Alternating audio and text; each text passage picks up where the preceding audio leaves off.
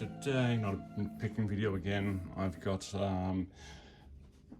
finished picks, some more 3D printed gear, and a Pocker Woman, and I think a couple others asked about the waxing process for my picks. So I've got one that one of my old ones, the first batch that I just add a bit more wax on one side, because I recently changed the ratio of mineral oil to wax, and I just wanted to see if it would make a difference. Alright, so we'll get into the 3D printed gear first. So, cool little pick rack, printed in 4 parts, top, bottom, sides, and it's got heaps of spaces for picks and whatnot, but I just did it with all my tensioners and the couple of snaky rakes and whatnot. I don't think I showed these guys in my last one. So, little pick stands, pick holders. So, yeah, so I did have everything in my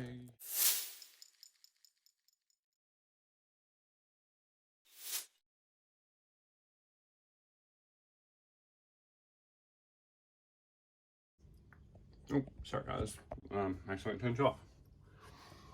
Yeah, so I have these ones that I drilled out of a block of nylon, and they don't look that great, and I didn't have the correct size drill bit, so they're not very accurate. So I printed these, and they fit absolutely lovely. So yeah, that is those. Next is a couple of different pin trays. So obviously I showed the awesome pin tray that Delp printed me, the two color one. So I thought, oh, I wonder if my printer can do that.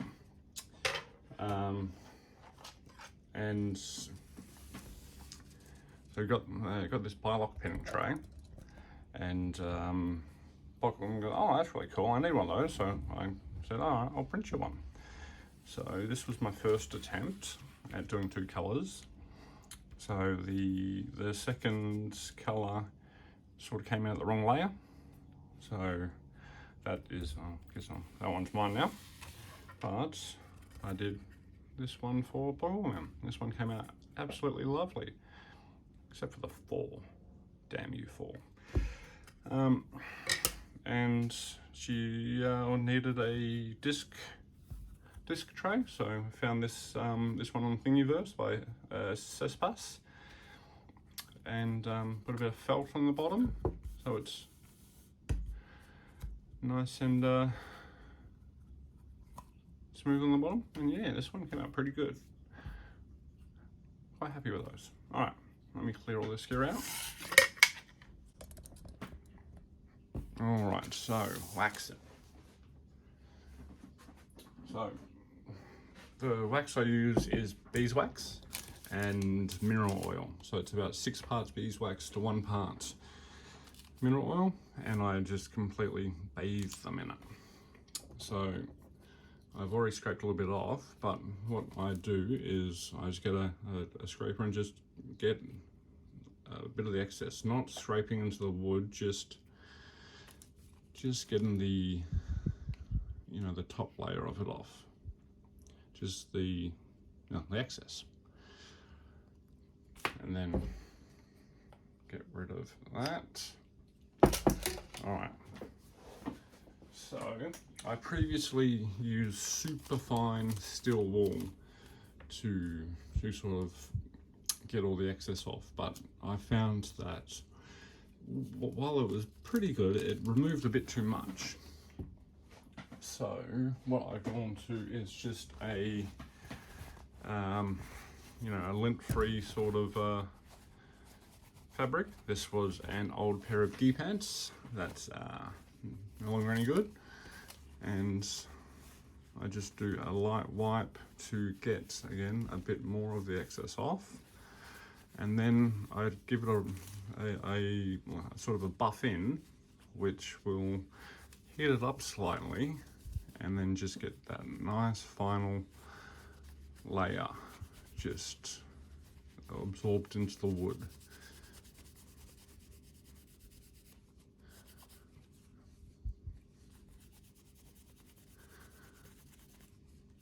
So then I get a clean a bit to get the final little excess off, and there you go. So this is the side I just did, and then that was the previous side. So it's a little bit nicer. So that is my waxing method. I put them in the wax bath and I leave them for, you know, minimum 4 days, but I want to usually get at least a week, so the wood has a chance to absorb all of the mineral oil. Okay, all right, now that one's not done. That is just needs a bit more finish sanding. All right, I think you guys have seen this one before, the carbon on carbon. I love this pick, it looks beautiful. All right.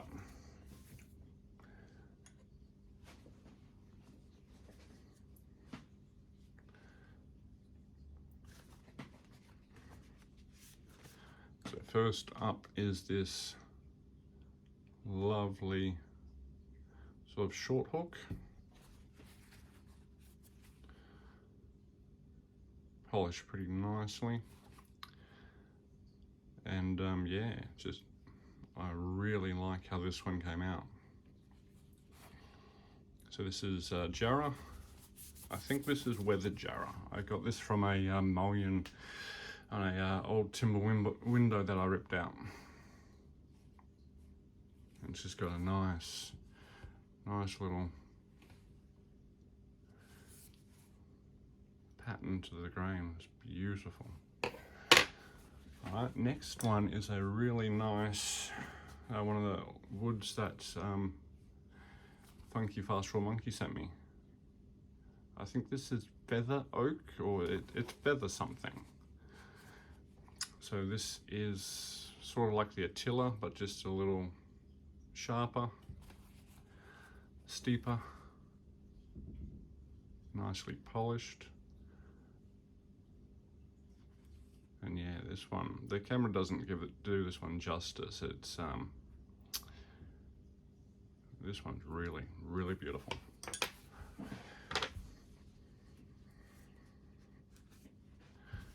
Next is just sort of like a baby gem sort of thing.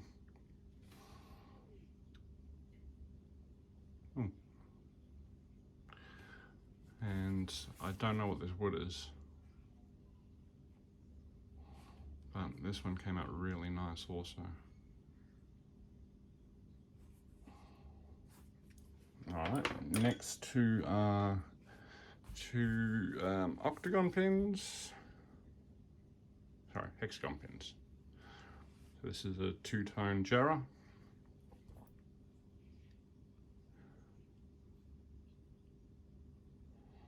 So I like how it's, you know, 90%, and it transitions to the other side where it's about 50-50. This one really came out nice. I'm rather happy with that.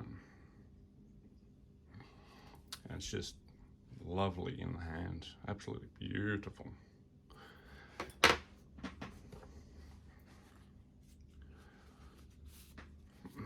And then the last one is sort of like a half glide sort of profile. I do have to sort of just round that flat spot right there, just the tiniest bit. And this one again is Jarrah. I think this might be from the same piece of wood of this.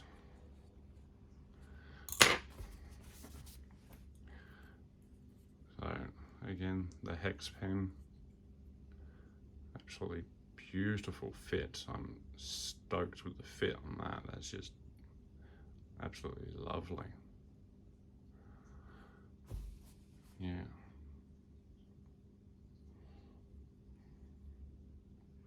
Rather happy with the with these batches. They just, I mean, yeah, absolutely lovely. So yeah, that is the pick making. So as always, I am selling these. If anyone is interested, send me an email. My email's in the bio, my bio. Yeah, beautiful. And I think that is all. Oh, I will show that one thing that's making the pin filing easier is for Christmas, I got a set of Barco precision files. Now these are just absolutely gorgeous. They're all so like the square shape is just a perfect square. It is so beautiful. They make getting those clean, crisp shapes just so much easier. So it still takes about an hour or so to file out one of the hex pins, but it has cut down the my square and rectangle pins to about half an hour, just because these just they're just absolutely beautiful. Yep. So Barco precision files, they are pretty pricey, but oh man, they're just so damn good. Yeah, all right guys, that is all for my show and tell once more. So what is coming up is I'm gonna have to do some picking videos. I'm getting a bit rusty with all this pick making, but however, I am going to do a video. It's probably going to be in a few parts of making a pick, one pick, start to finish. So you can show, a lot of it will be time-lapsed, obviously, because otherwise it would be in, 8-hour video. Oh, no, probably 4 or 5. I reckon that's how long it takes me to make one. Probably about 5 hours. Yeah, so I'm going to start recording that very shortly. Yeah, so questions, comments, interest in buying one of my lovely picks, chuck it down below. And until next time guys, stay well, stay safe, stay sane. Hooroo.